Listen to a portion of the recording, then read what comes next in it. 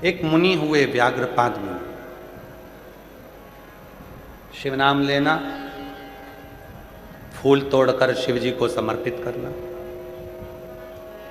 भगवान उघड़दानी को देना।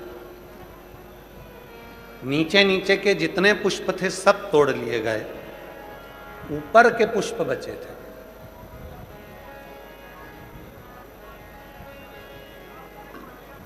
पेड़ पर चढ़ नहीं पाते थे। व्याघ्रपाद मुनि जितनी बार पेड़ पर चढ़े उतनी बार नीचे गिरे। कमर में लगी, पांव में लगी, हाथ में लगी। अब सोचा करूं क्या, तो साधना करी शिव की। अपने भक्त के लिए शिव तुरंत आते हैं। जो अपनी जिंदगी में एक नियम बना लेता है उसके लिए शंकर भी नियम बनाकर आते हैं। जैसे आप लोगों ने नियम बनाया है शिव पुराण की कथा सुनने का, पंडाल में नहीं सुनते तो टीवी पर सुनते हो, टीवी पर नहीं सुनते तो मोबाइल पर सुनते हो। कई माताओं ने, कई मेरे जीजाओं ने, कई मेरी जीजियों ने, कई बेटियों ने नियम बनाया, बेटाओं ने नियम बनाया, सोने से पहले 24 घंटे में से कभी भी थोड़ा सा समय निकालकर सियोर वाले बाबा को सुनना है, शिव पुराण सुनना है। भले 2 मिनट की सुनो, आधे घंटे की सुनो, 5 मिनट की सुनो, मतलब एक नियम ले लिया। नियम ले लिया मतलब शिव जी को भी उस नियम का पालन करने के लिए, तुम्हारा कल्याण करने के लिए आना पड़ता ही है। कई लोगों ने नियम ले लिया कि मैं शिव जी के मंदिर में रोज जल चढ़ाऊंगी, शिव जी को आना पड़ेगा। कोई ने नियम लिया कि मैं शंकर जी के मंदिर में झाड़ू पोछा करूंगी। कई लोग नियम लेते हैं सावन महीने में बेलपत्री लेकर आते हैं और अपनी अड़ोसन पड़ोसन धड़ोसन सबको 2-2 5-5 बेलपत्र दे देते हैं कि तुम भी शिव जी को चढ़ाना। कई लोग ऐसा नियम ले लेते हैं, कई लोग नियम लेते हैं और वो नियम कारगर होता है। एक पत्र आया है, बड़ा सुंदर है, देखिए, अच्छा पत्र।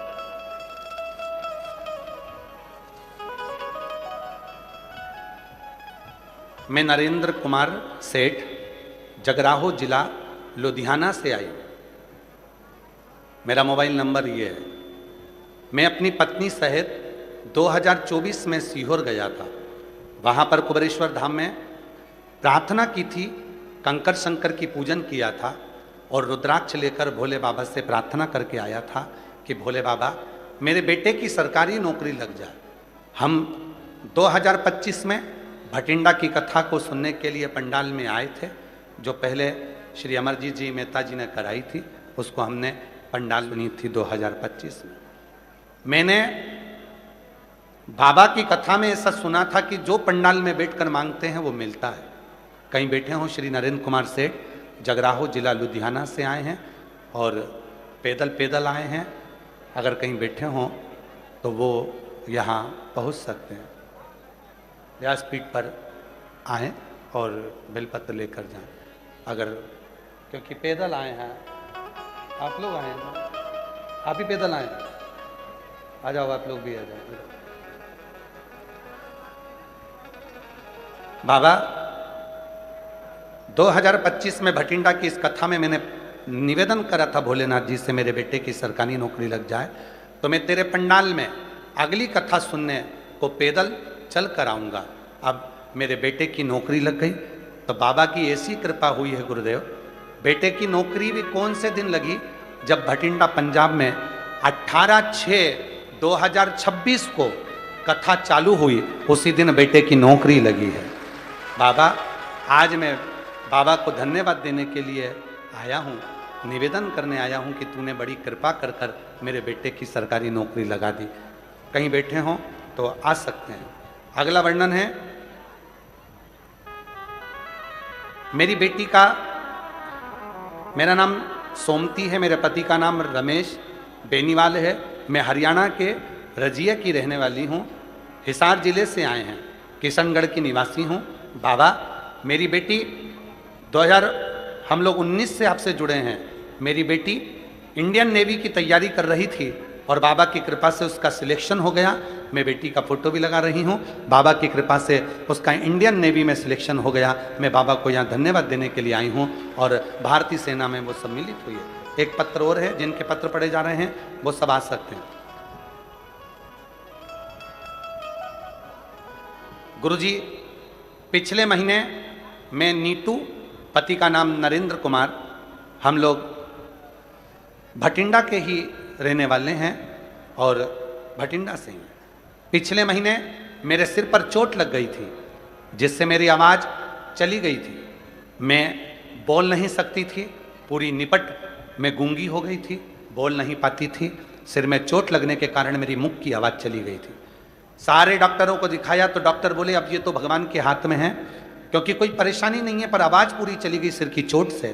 कब आएगी ये कोई नहीं कह सकता। बाबा, आप पर टीवी चालू करते समय कथा देखने में आ गई और भरोसा हो गया आप पर।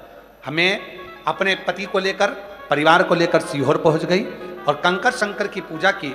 और बाबा, ऐसी कृपा हो गई कि कंकर शंकर की पूजन कर कर मैं उठ रही थी, हाथ थोड़ा सा फिसला, फिसलते से ही मेरी आवाज़ वापिस आ गई।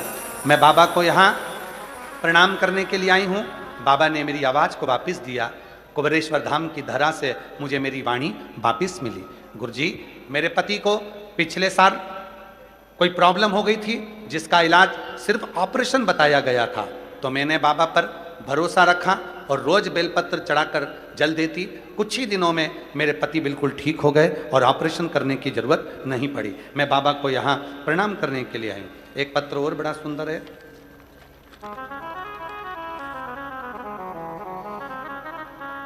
मैं गांव बहेड़ी, जिला गुरदासपुर, पंजाब की रहने वाली हूँ। मेरा बेटा मुनीश काटल 9 फरवरी 2023 से कैंसर रोग से पीड़ित हो गया। गुरुदेव, मेरे बेटे को 2023 में कैंसर रोग लग गया। कहीं बैठे हो तो आ सकते हैं। जिला गुरदासपुर, पंजाब की रहने वाली हूँ। मेरा बेटा मुनीश काटल 9 फरवरी 2023 को उसको कैंसर रोग से पीड़ित हो गया।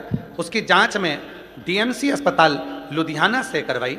डॉक्टर ने बोला इसको ब्लड कैंसर है और 100 में से 20% इसके अच्छे होने के चांस हैं, वरना ये ठीक नहीं हो पाएगा। गुरुजी, सब ने हिम्मत हार दी, कोई रास्ता नहीं दिखा है। हम बड़े टूट गए कि बेटे को इस अवस्था में कैंसर, और वो भी ब्लड कैंसर। डॉक्टर ने कह दिया कोई चांस नहीं है, 20% चांस हैं, पूरे शरीर में कैंसर फैल चुका है। तब किसी ने, हम कैंसर हॉस्पिटल से बाहर निकल रहे थे, कोई रिक्शे वाले ने आपके बारे में बताया। पहली बार मोबाइल पर कथा सुनी, बेटे को हेडफोन लगाकर कथा सुनवाई। फिर हम पर इतना भरोसा हो गया कि हम शिव जी के मंदिर जाने लगे, जल चढ़ाने लगे, भोले बाबा पर चढ़ा हुआ जल बेटे को लाने लगे। फिर हमारे मन में आया सीहोर जाएं, वहाँ से हम रुद्राक्ष लेकर आ गए। डॉक्टरों का इलाज कराते रहे, पर डॉक्टरों ने कह दिया था कि पूरे शरीर में ब्लड कैंसर फैल चुका है, ये ठीक होना मुश्किल है। गुरुजी, मेरे बेटे को लेकर हम सीहोर चले गए, बाबा से विनती करी, वहाँ का रुद्राक्ष लाए और बाबा की ऐसी कृपा हुई गुरुदेव कि बेटे को रुद्राक्ष का जल देना प्रारंभ करा और शिव जी की कृपा से आज 2026 आ गया, मेरा बेटा ठीक है और बाबा की कृपा से रिपोर्ट भी सारी नॉर्मल आई है। एक लाइन अच्छी लिखी है, हमको थोड़ा सा पंजाबी कम आती है पर फिर भी हम उसको पढ़ेंगे। आप लोग हमको हिंदी में समझा देना, ठीक है? समझा दोगे क्या? जरा एलईडी पर पढ़ो। तेनू पत्थर दिसदा है, देखी मेरी अख दे नाल मैनू शंकर दिसदा है। जिथे साइंस हार जाती है उस काम भोलेनाथ करदा है, उसका काम भोलेनाथ करदा है। गुरुजी, बाबा ने कृपा कर कर आज मेरे बेटे की सारी रिपोर्ट नॉर्मल कर दी। मैं बाबा को धन्यवाद देने के लिए आई हूँ, शिव को नमन करने के लिए आई हूँ। और तेरी कृपा का भरोसा कब किस पर हो जाए, जरा सी हम पर कर दो, हो जरा सी हम पर कर दो। तेरी कृपा का क्या है भरोसा, कब किस पर हो जाए। एक पत्र बड़ा सुंदर है। मैं बेबी सिंघल भटिंडा निवासी हूँ। कहीं बैठी हूँ, बेबी सिंघल भटिंडा निवासी हूँ। श्री शिवाय नमस्तुभ्यम।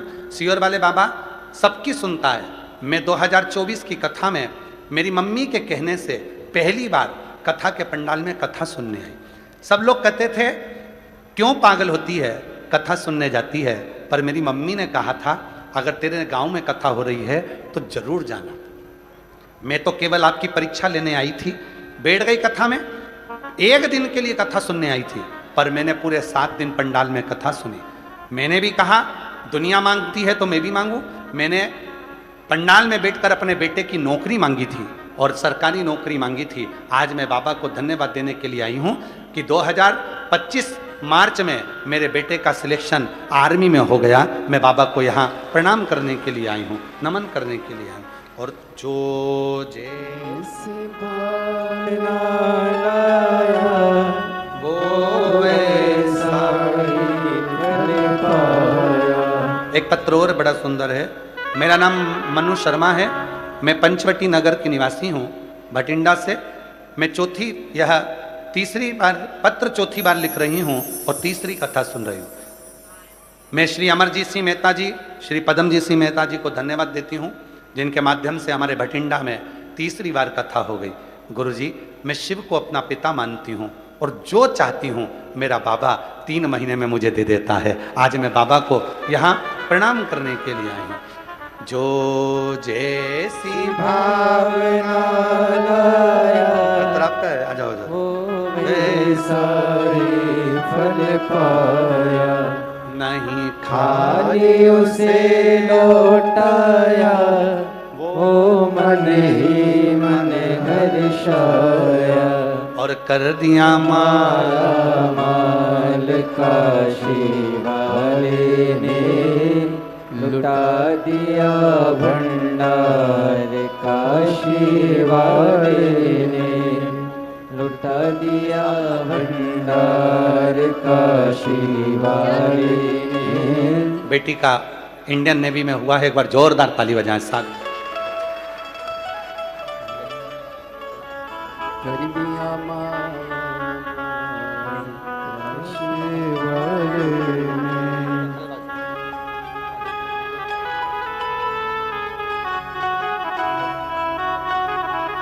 कर दिया माला माल काशी वाले ने, लुटा दिया भंडार काशी वाले ने, कर दिया माला माल काशी वाले ने। दीदी कह रही है 2 दिन तोड़ देते ना गुरुजी, हमारे पेंडिंग पड़े हुए हैं 2 दिन आपके पास में, वो 2 दिन तोड़ देना थे। बाबा बुलाएगा फिर आएंगे और शिव की कृपा जरूर।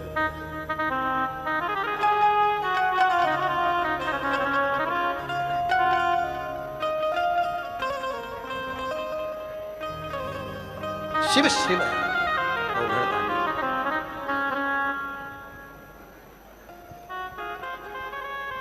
तेरे दरबार की बाबा निराली शान देखी है, तेरे दरबार की बाबा निराली शान देखी है, तुझे देते नहीं देखा, कर झोली भरी देखी है, तुझे देते नहीं देखा, पर झोली भरी देखी है। मुख दुनिया मोड़ेगी बाबा तू मुखेड़ा ना मोड़े, मुख दुनिया मोड़ेगी बाबा तू मुखेड़ा ना मोड़े, मैनू लगी परी दीनो बाबा तू ना। ये जो पैदल आने वाले हैं आशीष, इनको बुला लो, 2-3 लोग हैं झंडा लेकर जो आए हैं, पैदल आए होंगे। मुख दुनिया मोड़ेगी बाबा तू मुखेड़ा ना मोड़े, मैनू लगी परी दीनो बाबा तू ना।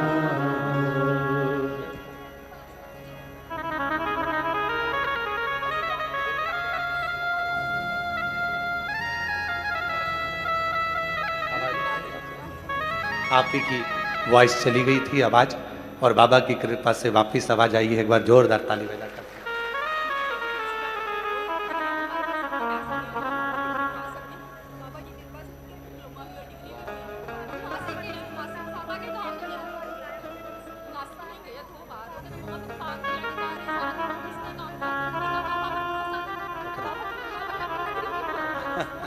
शिव शंभु। मेरा तू ही तो हमदर्द जिसे हर दर्द कहता हो। व्याघ्रपाद मुनि ने साधना करी, शिव जी प्रकट हुए। जब एक नियम हम ले लेते हैं तो भगवान शिव को आना पड़ता है। मंदिर जाने का नियम ले लिया तो भी शिव जी को आना पड़ेगा, जल चढ़ाने का नियम ले लिया तो भी शिव जी को आना पड़ेगा। शिव पुराण भले मोबाइल पर, टीवी पर 5 मिनट 10 मिनट अगर सुनने का नियम ले लिया तो शिव जी को आना ही पड़ेगा। पंडाल में बैठकर कथा सुनने का नियम ले लिया तो शिव जी को आना ही पड़ेगा। और श्री शिवाय नमस्तुभ्यम बोलने का यदि नियम ले लिया तो शिव जी को आना ही पड़ेगा। शिव को आना, वह आता, पहुंचेगा, आएगा। आप दिल से पुकारेंगे तो आएगा, आप हृदय से पुकारेंगे तो आएगा। और जब दिल से पुकारते हैं तो वो दिल से आएगा। शिव कथा, शिव पुराण कथा। महाराज व्याघ्रपाद मुनि के लिए भगवान शिव प्रकट हो गए, और व्याघ्रपाद मुनि के लिए शिव जी प्रकट होकर कहा, व्याघ्रपाद जी मांगो, तुमको क्या चाहिए, वर दे दो एक छोटा सा। मेरे पांव ऐसे हो जाएं कि मैं पेड़ पर चढ़ूं और फूल तोड़ कर लिया। धन नहीं मांगा, वैभव नहीं मांगा, सत्ता नहीं मांगी, संपदा नहीं मांगी। ए भाई चालू कर उधर का। आ गई आवाज? नहीं आ रही? जाओ ना जरा, जाकर देखो ना भाई, नींद ही नहीं उड़ रही है राम जी। शंभु। व्याघ्रपाद मुनि को भगवान ने शिव जी से मांग रहे हैं तो ये शरण दे दीजिए जिससे मैं पेड़ के ऊपर चढ़ सकूं, फूल तोड़ सकूं और वो पुष्प शिव को दे सकूं।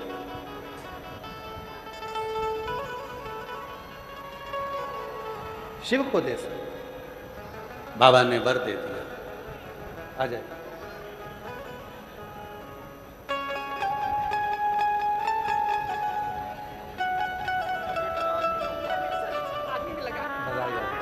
शिव शिव बेटे का आर्मी में सिलेक्शन हुआ, एक बार जोरदार ताली बजाओ। जो माता जी साथ आई हैं उनका मकान बन गया 25 साल में। बाबा की कृपा से सब कुछ प्राप्त है।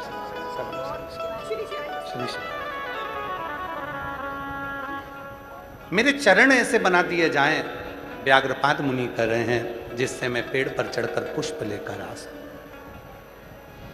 ना धन मांगा, ना दौलत मांगी, ना सत्ता मांगी, ना वैभव मांगा, मांगा तो केवल चरण। व्याघ्र के पांव लगा दिए गए। शिव जी ने तथास्तु कहा, मुनि प्रसन्न हो गए। एक दिन व्याघ्रपाद मुनि के मन में आया, पुष्प को तोड़कर लाकर शिव जी को देता हूं, कभी शिव जी को अपना जीवन क्यों ना दूं। और बैठ गया मंत्र का जप करने के लिए, साधना करने।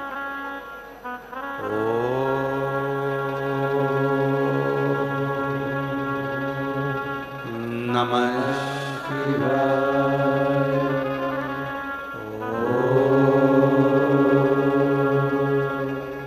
नमः शिवाय। तप करने के लिए व्याघ्रपाद मुनि बैठे शिव फिर दर्शन दिए, पुनः वापिस दर्शन। शिव जी ने पुनः दर्शन। मुनि संसार के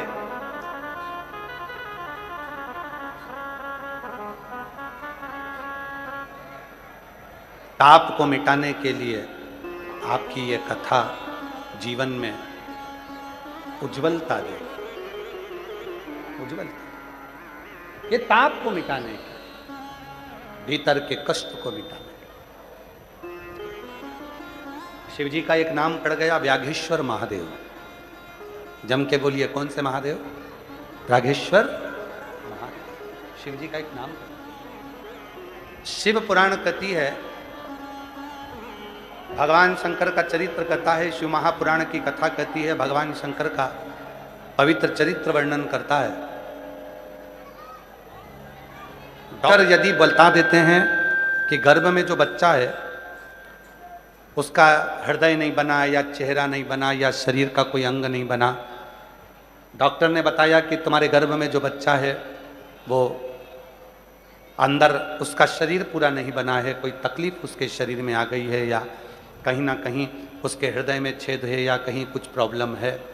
डॉक्टर का इलाज करवाते रहो, दवाइयाँ लेते रहो, जांच कराते रहो, क्योंकि डॉक्टर शिव का एक रूप है। पर उसके साथ में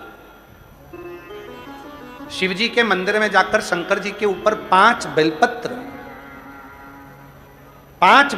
शंकर भगवान को 5 बेलपत्र एक साथ लेकर, ये डंडी का मुख आपकी ओर हो और शिव जी के शिवलिंग पे समर्पित करो।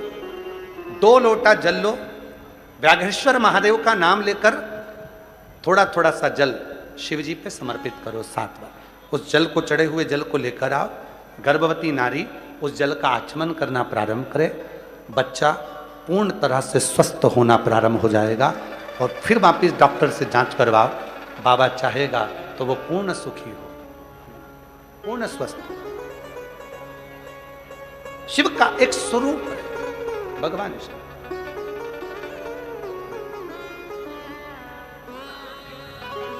कहां से? रोते नहीं खड़ो।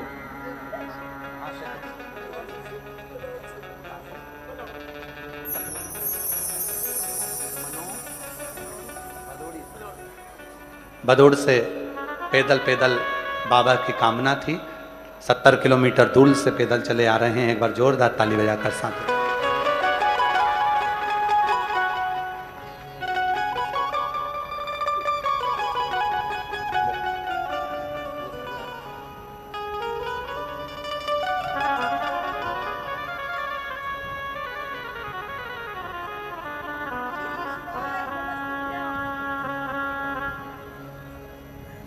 सभी लोग पैदल 70 किलोमीटर दूर से आ रहे हैं। एक बार जोरदार ताली बजाकर साथ में। शिव तत्व, भगवान शिव की कथा कहती है, विश्वास की केंद्रता शिव तत्व। एक सुंदर और प्रसंग बड़ा आता है। तारकासुर के 3 पुत्र हैं, तारकाक्ष, विदुमाली और कमलाक्ष की, जिन्होंने वर मांगा है ब्रह्मा जी से कि हम मरे ना। पर ब्रह्मा जी ने उनको कहा है कि मृत्यु निश्चित है और प्राण जरूर छूटे, मौत आए। फिर कहा अगर हमें मरना ही है तो तीनों साथ मरे, और वर दो हमें 3 पुरी का निर्माण करें। 3 नगर बसा लिए, 3 पुरी बसा ली, तीनों अलग अलग रहने लगे। तीनों ने बात कर ली, अपन तीनों कभी नहीं मिलेंगे, क्योंकि वर मांगा था कि मरे तो तीनों एक साथ मरे, तो तीनों मिलेंगे ही नहीं तो मरेंगे ही नहीं, मिलेंगे ही नहीं। तीनों अलग अलग रहने लगे, आते ही नहीं, मिलते ही नहीं। बहुत उपद्रव मचाया। तब खबर पहुंची भोलेनाथ जी के पास में कि बाबा असुर हैं, तारकासुर के 3 बेटे तारकाक्ष, विदुमाली और कमलाक्ष के, इनके प्राण हैं, ये मरते नहीं।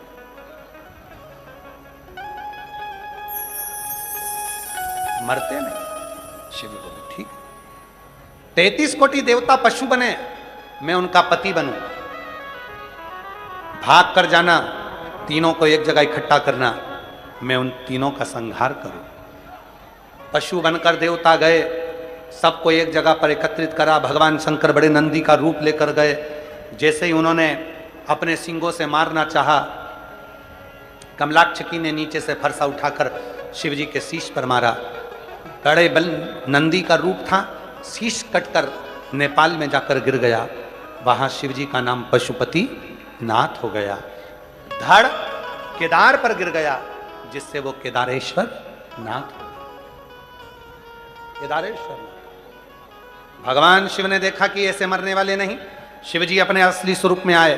त्रिशूल उठाकर भगवान शंकर ने तारकाक्ष, विदुमाली और कमलाक्षकी तीनों का संहार करा। तीनों के जब प्राण छूटने लगे, तीनों हाथ जोड़कर निवेदन करने लगे, हे भोले बाबा, त्रिकालदर्शी, हे कैलाशी, हे अविनाशी, हे शिव, करुणा करने वाले, दया करने वाले, हे शंकर, हे मेरे भोलेनाथ, ऐसी करुणा करो। आप मनुष्य तो आपको पूजते हैं, देवता आपको पूजते हैं, गंधर्व आपको पूजते हैं, अप्सराएं आपको पूजती हैं, किन्नर आपको पूजते हैं, नाग आपको पूजते हैं।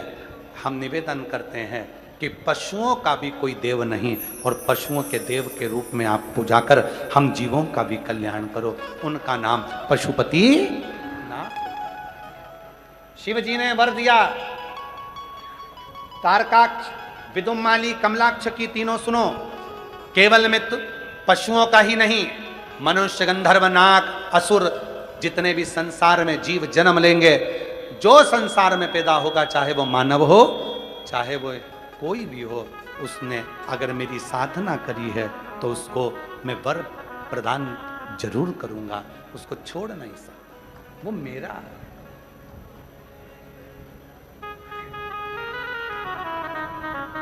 वो मेरा है। वो मेरे लिए आए। ब्रह्मा ब्रह्मलोक में रहते हैं, भगवान विष्णु वैकुंठ लोक में रहते हैं, पर मेरा महादेव इसी मृत्यु लोक में रहता है। इसीलिए संसार के मनुष्य को शंकर जी को ढूंढने के लिए कहीं नहीं जाना चाहिए। एक कंकर उठाया, हाथ पर रखा, जल चढ़ाया, प्रार्थना करी, और वो कंकर शंकर बन जाता है और जीव का कल्याण करने लगा। कुबेरेश्वर बाबा की पवित्र धरा पर, कंकर शंकर की भूमि पर लोग आते हैं। कुबेरेश्वर महादेव पर 5 कंकर उठाते हैं, पूजन करते हैं, स्नान कराते, तिलक लगाते, चंदन लगाते, दिया लगाते, बेलपत्र चढ़ाकर पूजन करते। 4 कंकर वहीं छोड़कर जाते, 1 कंकर अपने साथ ले जाते। जब मनोकामना पूर्ण हो जाती, वो कंकर वापिस लाकर रख जाते, फिर दूसरा ले जाते, फिर लाकर रख जाते, फिर आ जाते। सीहोर कुबेरेश्वर धाम भारत की भूमि पर वो स्थान है जो 12 ज्योतिर्लिंग के मध्य में विराजमान। कुबेरेश्वर धाम पर आकर जो कंकर शंकर की पूजन करता है, शिव को बटकेश्वर महादेव का दर्शन करता है। 400 साल पुराना बट वृक्ष है, जिसका दर्शन करता है, बट वृक्ष के नीचे बैठकर श्री शिवाय नमस्तुभ्यम का जप करता है, कंकर शंकर की भूमि पर बैठकर बाबा का स्मरण करता है, और बाबा को अपने मन की जब बात कहता है, शिव उसको स्वीकार करता है, शंकर उसको स्वीकार, शिव उसको सुन। और वो साधारण नहीं है। भगवान शंकर त्रिकालदर्शी, कैलाशी, अविनाशी, भगवान शिव घरदानी, त्रिकालदर्शी, कैलाशी, अविनाशी भगवान शिव है, वो स्वीकार करता, विनय। आप में से कितने लोग हैं जो कुबेरेश्वर धाम आए हैं कभी? हाथ उठाओ जरा। गए हो आप लोग? बाबा। और बाबा से विनती करना, शिव महापुराण भटिंडा के इस पंडाल में बैठकर, बाबा हम पर ऐसी कृपा करना कि हम भी एक बार कुबेरेश्वर धाम जरूर आए, और एक बार नहीं, बारंबार आते रहें, तेरे दरवाजे पर पहुंचते, ऐसी कृपा।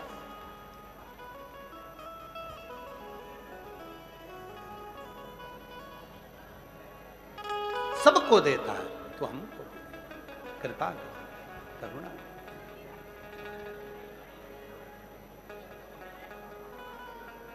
तूने ऐसा डमरू बजाया, तूने ऐसा डमरू बजाया, तेरा मन हर लिया, ओ भोलेनाथ मेरा मन हर लिया, ओ भोलेनाथ दिल तुझको दिया, ओ भोलेनाथ दिल तुझको दिया, ओ भोलेनाथ मेरे ओ भोलेनाथ, ओ भोलेनाथ मेरे ओ भोलेनाथ, ओ भोलेनाथ मेरे ओ भोलेनाथ, ओ भोलेनाथ मेरे मेरे ओ भोलेनाथ, ओ भोलेनाथ दिल तुझको दिया, ओ भोलेनाथ दिल। तुझको दिया, ओ भोलेनाथ। भटिंडा पंजाब की कथा का विराम भजन है, आखिरी भजन है, इसलिए बड़े प्रेम से दोनों हाथों से विनती करते हैं। तुझको दिया, ओ भोलेनाथ तुझको दिया, ओ भोलेनाथ, ओ भोलेनाथ, ओ भोलेनाथ मेरे ओ भोलेनाथ, ओ भोलेनाथ तुझको दिया, ओ भोलेनाथ दिल तुझको दिया, ओ भोलेनाथ तेरे चरणों में ध्यान लगाया, तेरे चरणों में ध्यान लगाया, ओ तेरे चरणों में ध्यान लगाया, तेरे चरणों में ध्यान लगाया, तेरे चरणों में ध्यान लगाया, तेरे तेरे चरणों में ध्यान लगाया, तेरे चरणों में ध्यान लगाया, तेरे चरणों में ध्यान लगाया, मुझे अपना लिया, ओ भोलेनाथ मुझे अपना लिया, ओ भोलेनाथ दिल तुझको दिया, ओ भोलेनाथ दिल तुझको दिया, ओ भोलेनाथ ओ भोलेनाथ, ओ भोलेनाथ मेरे ओ भोलेनाथ, ओ भोलेनाथ तुझको दिया, ओ भोलेनाथ तुझको दिया, ओ भोलेनाथ।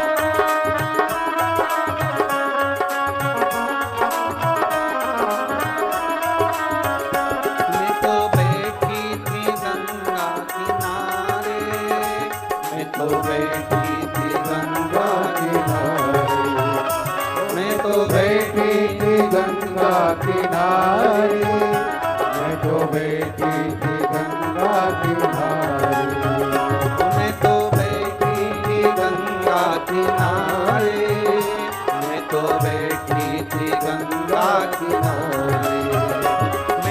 बैठी थी गंगा किनारे, मैं तो बैठी थी गंगा किनारे, आके दर्शन दिया, ओ भोलेनाथ, आके दर्शन दिया, ओ भोलेनाथ, ओ दिल तुझको दिया, ओ भोलेनाथ, दिल तुझको दिया, ओ भोलेनाथ।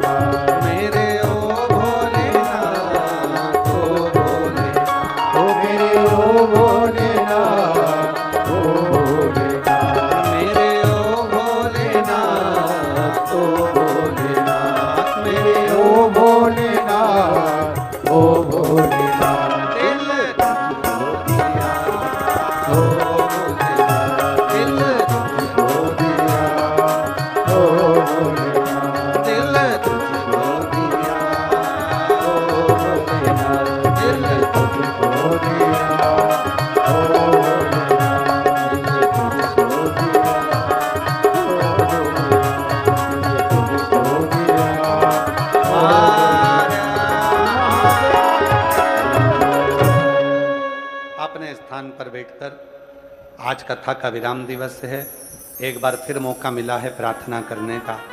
अपने मन की बात शिव जी को जरूर कहें, जिससे आपके क्षेत्र में जब अगली बार कथा हो तो आपका पत्र व्यासपीठ पर जरूर आए। जितने लोग आस्था चैनल पर कथा सुन रहे हैं, जो फेसबुक यूट्यूब पर सुन रहे हैं, जितने मोबाइल पर सुन रहे हैं, आपसे भी निवेदन है, वहीं पर बैठकर जहां तुम कथा सुन रहे हो वहीं से दिल से बाबा को अपने मन की बात कहो, प्रार्थना करो, विनय करो, निवेदन करो, विनती करो। जब दिल से कहोगे, भले तुम टीवी पर सुन रहे हो, चाहे मोबाइल पर सुन रहे हो, चाहे पंडाल में सुन रहे हो, चाहे दूर बैठकर सुन रहे हो, पर बाबा करुणा जरूर करेगा, कृपा जरूर करेगा, दया जरूर करेगा। दिल से कहिए, सब साथ में बोलिएगा, प्रार्थना करिएगा, विनय करिएगा, निवेदन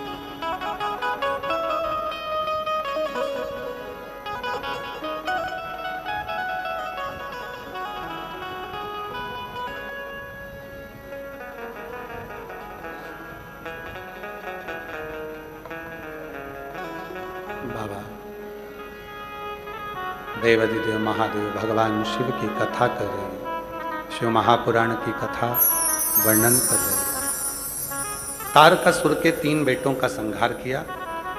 आगे वर्णन आया सुंदर भगवान शिव के 12 ज्योतिर्लिंग। प्रथम ज्योतिर्लिंग सोमनाथ जी का वर्णन आता है। चंद्रदेव पर दक्ष प्रजापति का श्राप लगा था काया के रोग का, कोई उस रोग को समाप्त नहीं कर सका, तब शिव की तपस्या ने, साधना ने उस रोग को मिटा दिया। शरीर में जितने रोग हैं उसका निवारण केवल एक ही के पास है, और वो देव अधिदेव महादेव।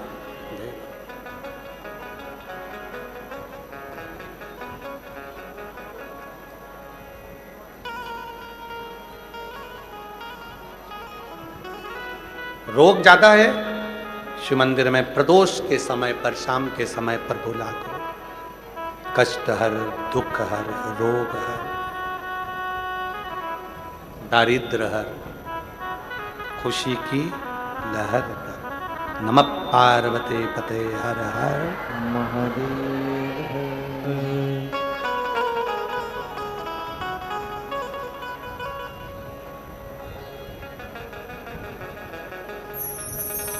हमारे जीवन के जितने कष्ट है उसको तू हर ले। हर। चंद्रदेव की काया के रोग को ठीक किया।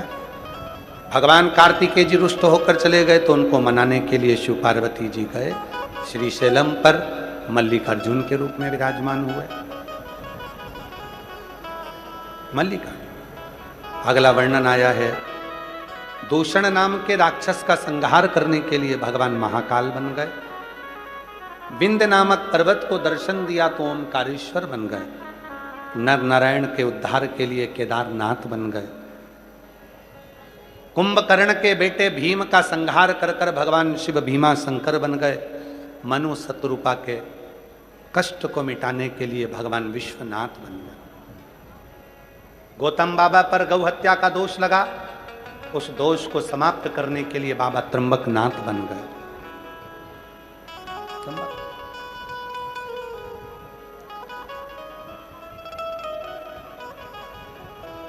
त्र्यंबकनाथ। रावण शिव जी का शिवलिंग लेकर जा रहा था, वजन सह नहीं पाया, भूमि पर रखा तो वैद्यनाथ बन गए। दारुक नाम के राक्षस का संहार करने के लिए नागेश्वर बन गए। भगवान राम जी ने लंका पर चढ़ाई करने के लिए, रावण के संहार के लिए रामेश्वर धाम की स्थापना कर दी। एक सुधर्म नाम का ब्राह्मण था जिसकी धर्म पत्नी का नाम सुदेहा और घूष्मा था। घूष्मा को एक बेटा हो गया था, वो बेटा सुदेहा को दे दिया गया था। सुदेहा ने उसको पाल पोस कर बड़ा करा था। घर में बहू आ गई थी। बहू को मालूम पड़ा कि मेरी असली सास तो घूष्मा है। सुदेहा को पूछती नहीं थी। सुदेहा को क्रोध आ गया, तलवार उठाकर बेटे के टुकड़े कर दिए, कपड़े में बांधकर तालाब में फेंक दिए। जब बेटा ही नहीं रहेगा तो बहू क्या काम की। घूष्मा पार्थिव शिवलिंग का पूजन कर कर विसर्जन करने गई। तालाब में जैसे ही शिवलिंग को डाला, विसर्जित किया, मन में भाव आया कि मेरे बेटे को बहुत दिन से नहीं देखा। और घूष्मा का बेटा एक हफ्ते पहले मरा हुआ तेड़ता हुआ बाहर निकल कर आ गया। शिव जी का नाम कृष्णेश्वर महादेव पड़ गया। कृष्णेश्वर शिव ओघड़दानी, कृष्णेश्वर महादेव के रूप में भगवान ओघड़दानी विराजमान। भगवान ओघड़दानी स्वतः सुख देंगे। ऐसे 12 ज्योतिर्लिंग का चरित्र जैसे ही सुना, चंचुला देवी का पति बिंदुक प्रेत योनि से मुक्त हो गया। चंचुला देवी ने हाथ जोड़कर प्रार्थना करी, बाबा आपने कथा भी सुनाई, कृपा भी करी, पर मैं तो बेधव्य। शिव जी उठकर खड़े हुए और भगवान शंकर ने कहा, चंचुला चिंता मत करो, तुमने इस पवित्र कथा को श्रवण करा है इसलिए तुम बेधव्य नहीं, अखंड सौभाग्यवती होगे और पति के लोक में निवास करोगे। चंचुला को अखंड सौभाग्यवती बना। भगवान शिव जी ने कहा, हे तुमरुका जी, ये पवित्र शिव महापुराण की कथा कलिकाल में, कलयुग में वो सार होगा जो इसको जिस भाव से पंडाल में बैठकर कथा को श्रवण करेगा, उसकी जो कामना होगी शिव जी कहते हैं मैं उसके घर पर जाकर पूर्ण कर दूंगा। ऐसी कामना उसकी पूर्ण। शिव जी कहते हैं, सुनो तुमरुका जी, जब घोर कलयुग आएगा, हर ओर अलग अलग पंथ, अलग अलग धर्म, अलग अलग नीतियां लोग चलाएंगे, तब केवल एक शिव जी की कथा, शिव पुराण ही ऐसी होगी जो मनुष्य को उसकी मंजिल तक पहुंचा देगी। जो दिल से इस कथा को श्रवण करता है, मेरा ओघड़दानी कुबेरेश्वर महादेव उसके भंडार भर देता है। ये वो पवित्र कथा शिव महापुराण की भटिंडा पंजाब में श्री अमरजीत सिंह जी मेहता जी, पंजाब क्रिकेट एसोसिएशन के अध्यक्ष जी, श्री पदमजीत सिंह मेहता जी मेहर भटिंडा पंजाब से, जिन्होंने ये तीसरी बार शिव महापुराण की कथा कराई है। भटिंडा वासियों के लिए कराई, पंजाब वासियों के लिए, सबके लिए कराई। ये कथा आज विराम लेने जा रही है। बाबा ओघड़दानी, शिव से प्रार्थना करो, निवेदन करो, विनती करो। हम सही कहें आप लोगों से एक बात, जगह जगह पर पानी गिर रहा है, आंधी आ रही है, तूफान आ रहा है, पर हमको भी बहुत भय था। पर बाबा भोलेनाथ ने 7 दिन इस पूरे पंडाल को भी संभाला और कथा को भी संभाला। यहाँ के कलेक्टर महोदय, यहाँ के SP, SSP, IG, DIG, commissioner, यहाँ के तहसीलदार, यहाँ के पटवारी, यहाँ के एसडीएम, यहाँ के एसएचओ, यहाँ का चिकित्सा विभाग, यहाँ का पीडब्ल्यूडी विभाग, यहाँ का विद्युत विभाग, यहाँ का नगर निगम, यहाँ के सभी पदाधिकारीगण जो इस पवित्र कथा की प्रत्यक्ष और अप्रत्यक्ष रूप से इसको संभालते रहे, मैं पुनः उनको बहुत बहुत साधुवाद देता हूँ। पूरी पुलिस फोर्स को जिन्होंने इतनी लाखों की भीड़ को कंट्रोल किया, संभाला। एक एक कार्यकर्ता ने, भोजनशाला में जो भोजन बना रहे हैं उन्होंने किसी न किसी रूप में इस कथा को संभाला। भटिंडा के बच्चे ने इस कथा को संभाला। एक एक माताओं ने आगे बढ़कर कार्य किया पूर्ण तरह से। सीहोर कुबेरेश्वर धाम पर ये सभी तरह का जो हवा चलती है, आंधी चलती, तूफान चलता है, पानी आता है, इसको देखते हुए एक बहुत बड़ा टीन शेड कुबेरेश्वर धाम पर बनाया है। उसको बनाने का कारण क्या है? कुबेरेश्वर धाम पर इतना बड़ा लोहे का शेड, डूम, पंडाल क्यों बनाया? उसका कारण केवल एक है, जब कोई शिव भक्त चाहे शिव महापुराण की कथा करवाना और इतने बड़े बड़े पंडाल नहीं लगा सकता, तो वो कुबेरेश्वर धाम आए, गुरुजी वहाँ पर तैयार मिलेंगे, आओ यजमान बनकर बैठो और कथा का रसतत्व ग्रहण कर जाओ। ये पंडाल आपका है। सीहोर में जो कुबेरेश्वर धाम पर, हमें मालूम है चतुर्मास में, सावन भादों में पानी बहुत आता है, कथाएं ग्राउंड में नहीं हो सकती है, इसलिए वो बड़े बड़े पंडाल कुबेरेश्वर धाम पर लोहे के शेड बनाए गए, जिससे शिव भक्तों को सुरक्षा हो, आराम से कथा सुन सकें, बैठ सकें, भोजन कर सकें और आनंद कर सकें। आप हृदय से कथा का रस तत्व ग्रहण करो। जब भी मौका मिले शिव मंदिर जाते रहो, एक लोटा जल चढ़ाते रहो। भगवान अपने मस्तक की बेलपत्र उतार कर शिव पोथी को देते हैं और पवित्र शिव महापुराण की कथा विराम की ओर जाती है। एक बार श्री अमरजीत सिंह मेहता जी के लिए, श्री पदमजीत सिंह मेहता जी के लिए जोरदार ताली की गर्जना करें, साधुता करें, जिन्होंने इस पवित्र कथा को तीसरी बार भटिंडा में आयोजित करा। हम फिर कहेंगे, अभी तक हमारी 3 कथा कहीं नहीं हुई तो भटिंडा पंजाब में हुई। ये पवित्र भूमि है। ऐसी पवित्र कथा पंजाब वासियों का प्रेम है, पंजाब वासियों का दिल है।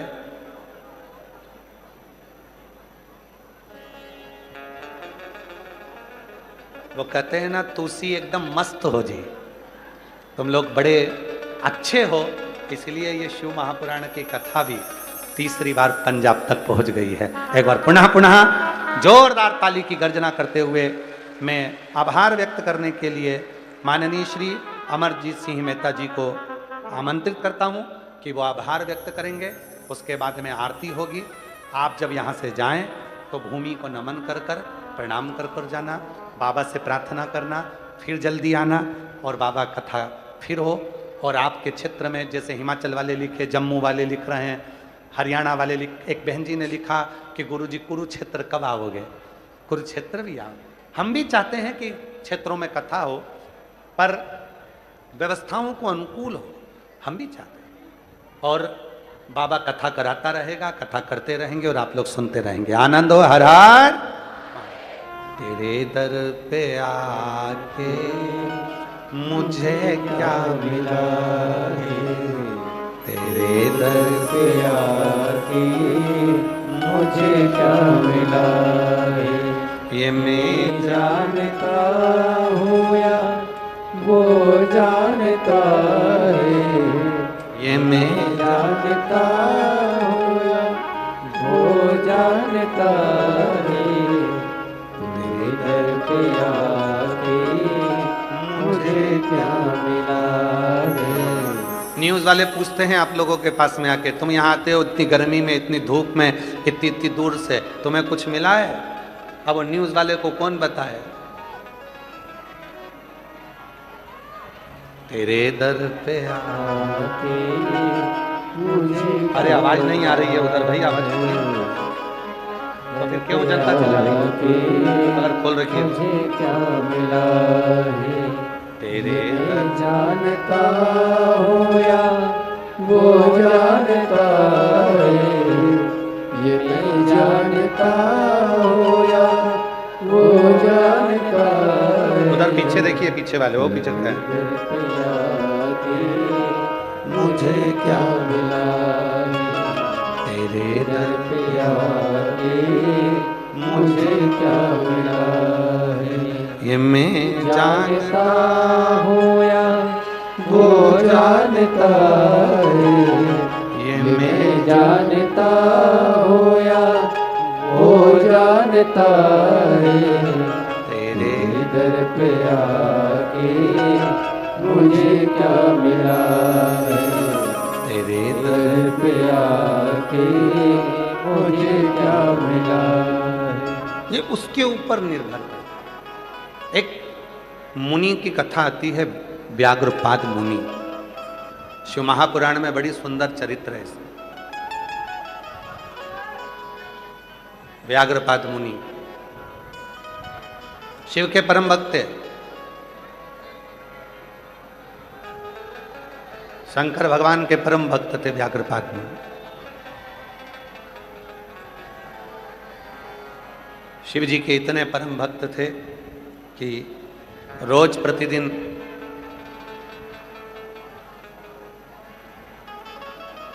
उजाला होने से पहले फूल तोड़कर लेकर आते थे और लाकर शिव जी को समर्पित करते थे। व्याघ्रपाद मुनि इतने शिव के उपासक। व्याघ्रपाद मुनि शिव के इतने उपासक थे, रोज प्रतिदिन सूर्य उगने से पहले, प्रकाश होने से पहले फूल तोड़कर लाते और शिव जी को समर्पित करते। प्रतिदिन रोज का नियम था, प्रतिदिन का।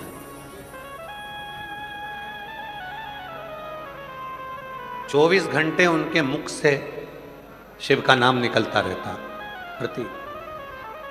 नमः शिवाय, ओम नमः शिवाय, नमः शिवाय, ओम नमः शिवाय, नमः शिवाय, ओम नमः शिवाय, नमः शिवाय, ओम नमः शिवाय, नमः शिवाय, ओम नमः शिवाय, नमः शिवाय, ओम नमः शिवाय। व्याघ्रपाद मुनि एक ऐसे मुनि जो फूल तोड़कर लाते, शिव जी को समर्पित करते। ये चोंगे नहीं चल रहे हैं क्या इस पट्टी के? तो फिर आवाज पब्लिक क्यों चिल्ला रही है? नहीं, स्पीकर से मतलब नहीं है, स्पीकर के लिए नहीं बोल रहे हैं। आवाज नहीं आ रही है क्या? कि एलईडी नहीं चल रही है? आवाज नहीं आ रही है?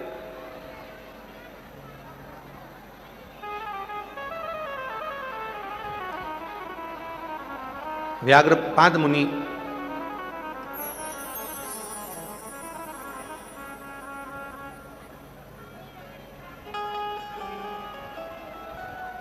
व्याघ्रपाद मुनि एक ऐसे मुनि दिन रात हर पल, हर घड़ी, हर क्षण शिव का नाम लेते हैं। हर पल, ऐसा कोई पल नहीं जाता, ऐसा कोई क्षण नहीं जाता जिस समय पर मुनि के मुख से शिव का नाम नहीं निकलता।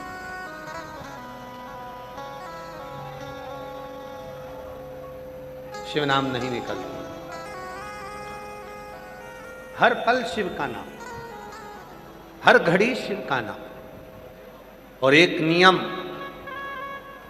फूल तोड़कर लाना, शिव जी को समर्पित करना। जहां पर व्याघ्रपाद मुनि रहते थे,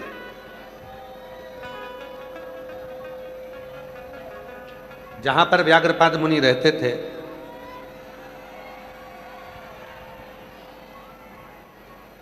वो व्याघ्रपाद मुनि के आसपास की जो भूमि थी, व्याघ्रपाद मुनि के आसपास का जो क्षेत्र था, वो क्षेत्र में जितने वृक्ष लगे थे, सारे वृक्षों के पुष्प व्याघ्रपाद मुनि ने तोड़ लिए थे और शिव जी को समर्पित कर दिया। पर कुछ पुष्प पेड़ के ऊपर रह गए थे, जो शिव जी तक नहीं पहुंच पा रहे थे, शंकर भगवान तक नहीं पहुंच पा रहे थे। शिव जी तक वो पुष्प नहीं पहुंच रहे थे, शंकर भगवान तक वो पुष्प नहीं जा पा रहे थे।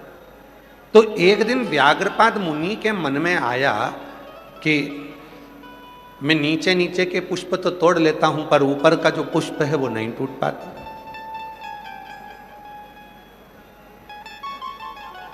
अब मुझे शिव जी की साधना करनी, तपस्या करनी। और व्याघ्रपाद मुनि शिव जी के तप साधना में डूब गए। तप साधना, 3 साधना है, हमने उसका नाम साधना ही दिया है। 3। पहली, एक ही समय पर भगवान शंकर को जल समर्पित करना। 9 बजे अगर मैं जल समर्पित करती हूं तो 9 बजे समर्पित करना, यह भी एक साधना। पर हम और आप ग्रस्त जीवन जीते हैं, घर में रहते हैं, तो हम इतनी बड़ी साधना नहीं कर सकते कि ठीक 9 बजे ही जल चढ़े। कभी कभी परिवार में बच्चे हैं, पति है, पत्नी है, रातें हैं, रिश्ते हैं, सास ससुर है, उनकी समय देरी हो जाती है तो जल चढ़ाने में आगे पीछे का समय हो जाता है। हम और आप गृहस्थी हैं, तो हम इतनी बड़ी साधना नहीं कर सकते कि एक ही टाइम पर हम जाकर भगवान को जल चढ़ाएं। इसीलिए शिव महापुराण की कथा कहती है कि 24 घंटे में जो समय तुमको मिले तुम उस समय पर जाकर भगवान को जल समर्पित कर सकते हो, शिव को चढ़ा सकते।